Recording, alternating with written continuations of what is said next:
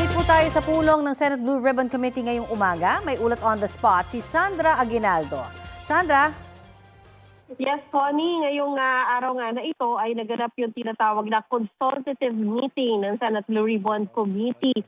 At ayon na rin po sa pamumuno ni Senator Erwin Tulfo, ang dahilan dyan ay dahil hindi fully constituted sa ngayon ang Blue Ribbon Committee. Ganun pa man, dinaluhan ito ng chairman o ng chairman na si Senator Erwin Tulfo, mga kinatawan ng Ombudsman, NBI, DOJ, DBM, DPWH at iba pa. Imbitado sa pagdinig ang 18 na dating bodyguard ni former Representative Zaldico at as of 11 a.m. kanina ay wala pa sa proceedings ang mga ito at kalaunan nga inasahan po na dadalo ito dahil nasa gusali sila ng Senado pero hanggang pong matapos ang hearing ay hindi na po sila nakarating. Sinasabing nagpunta ito sa office ni Senador Robin Padilla. Kaya po ang ginawa po ni Senador Tulfo ay nagpadala doon ng tinatawan para maimbita sila at makadalo sa pagdinig pero hindi na po sila nakarating.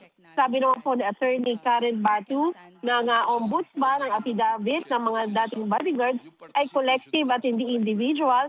At ibig sabihin wala daw pong naisubite sa Ombudsman na affidavit ng bawat isa sa kanila. Sabi naman po ni NBI Chief Melvin Matibag, base sa kanilang assessment, ay double hearsay umano ang nilalaman ng affidavit ng mga ito, mahina raw ang ebidensya at tila daw lalabas na nirecruit lamang ang mga dating sundalo para gumawa ng kwento. Hindi rin daw totoo na dating Marines ang lahat ng 18, sinasabi lang daw na ganoon para maging credible ang dating nila. Nagbigay naman ng update sa flood control cases ang Prosecutor General na si Richard Anthony Padulyon at sabi niya meron nang nag-file ng kaso sa Sandigan Bayan sa mga regular court kaugnay nito. Umabot na rin daw sa mahigit 800 million pesos ang na-recover ng gobyerno. Sa gitna po ng pagdinig ay natanggap ng mga senador yung information ng pagdating ng mga 18 Marines pero hindi na po sila nakarating hanggang matapos ito.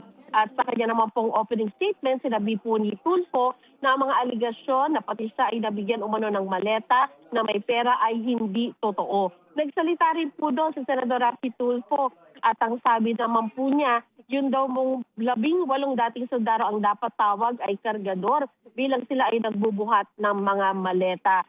Ang natapos po ito ngayon lamang, Connie, dahil ang sinabi po ng mga senador ay tututok naman sila sa nangyayari po sa Mindanao. So yan muna ang pinakamuling ulat mula dito sa Senado. Rafi, Connie?